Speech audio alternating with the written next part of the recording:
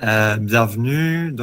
Oui, aujourd'hui, je vais vous présenter un atelier qui s'intitule Lire, comprendre, interpréter son bilan comptable et son compte de résultats.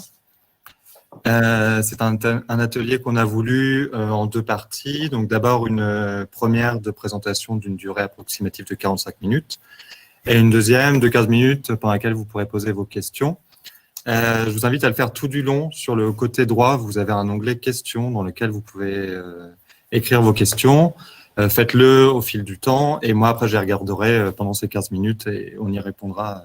J'y répondrai et comme ça, vous en bénéficierez tous.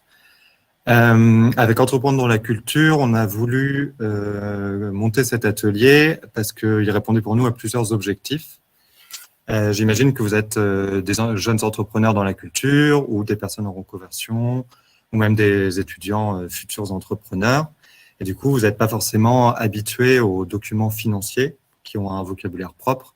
Et donc, voilà, la première idée, c'était que vous connaissiez ce vocabulaire, que vous ayez les bases pour lire d'abord ces états, les comprendre, comprendre les différentes composantes, comment elles s'articulent, et au final que vous vous appropriez un langage pour vous, en tant que chef d'entreprise, comprendre ces documents, mais aussi pouvoir en discuter avec les tiers. Et je pense là notamment par exemple avec votre banquier ou si vous recherchez des investisseurs qui, eux, maîtrisent ce langage.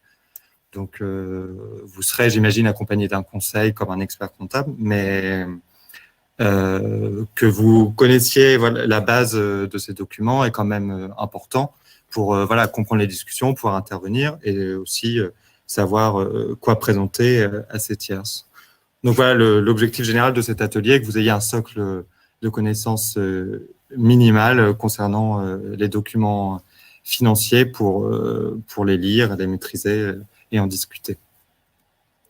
Alors, au niveau du sommaire, je vais d'abord me présenter un peu plus en détail et présenter le cabinet pour lequel je travaille. On commencera ensuite par la lecture du bilan, on continuera par le compte de résultats.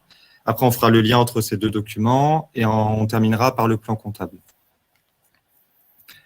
Alors, donc moi, je suis expert comptable.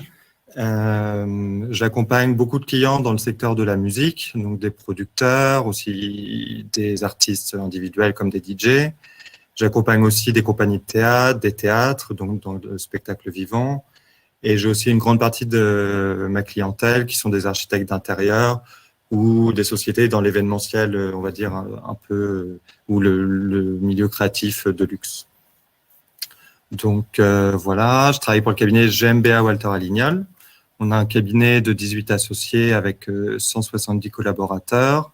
On est sur 3 sites. Donc moi, je vous parle du site du 20e arrondissement, près du Père-Lachaise. On a aussi un site avenue de Suffren et un site dans la ville d'Orsay.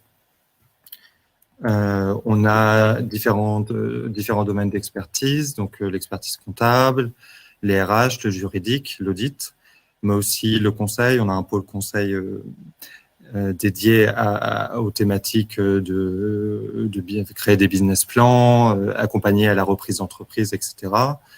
On a aussi un spécialiste du DSI et enfin, on accompagne sur les questions internationales. On a une typologie de clientèle assez variée, donc aussi bien des PME que des ETI, des entreprises innovantes. Et ici, au Père-Lachaise, on est spécialiste des métiers des arts et de la culture et aussi de l'économie sociale et solidaire. Donc, le spectacle vivant, la musique, mais aussi les associations, les fondations et les fonds de dotation. Donc, voilà pour la présentation de notre cabinet. Alors, pour en revenir à notre atelier du jour, je voulais commencer en introduction par redéfinir quelques termes de vocabulaire, quelques thèmes clés pour que vous me suiviez bien ensuite par la suite, qu'on soit d'accord sur les mots que j'emploierai. Donc, c'est des termes assez simples, mais voilà, je préférais quand même les redéfinir. Donc, tout d'abord, une charge et un produit. Donc, une charge, on est tous d'accord, ça désigne un coût. Donc, par exemple, une facture de fournisseur ou une note d'honoraire. Avec une petite nuance qu'une charge ne se traduit pas forcément par un décaissement. Il y a des charges qui ne se traduisent pas par des sorties de trésorerie. Je l'expliquerai un peu plus en détail par la suite, mais il faut l'avoir en tête. Et un produit, lui, c'est un gain. Donc, les produits les plus courants sont le chiffre d'affaires. Et pareil, parfois, il y a des produits qui ne se traduisent pas par des encaissements. On y reviendra. Une créance et une dette. Donc, je vais commencer par le terme le plus connu par tous, une dette. Donc, c'est une somme que votre société doit à des tiers, donc par exemple à un fournisseur ou aux organismes sociaux comme l'URSSAF. Une créance, à l'inverse, c'est une dette qui est due à votre entité, par exemple par un client. Et enfin, comptes annuels, état financier, etc. Ce sont des termes que vous connaissez, que vous entendez, mais peut-être que vous ne savez pas exactement ce que c'est. En fait, ce sont des documents financiers. Et par exemple, voilà, je voulais partir des comptes annuels, qui sont un peu le document de base. Donc, les comptes annuels, c'est un ensemble indissociable qui est normé dans le Code de commerce. Donc, normé dans le Code de commerce, c'est-à-dire que la présentation, on n'a pas le choix, il faut suivre une convention. Donc, il comporte le bilan, le compte de résultat et aussi une annexe.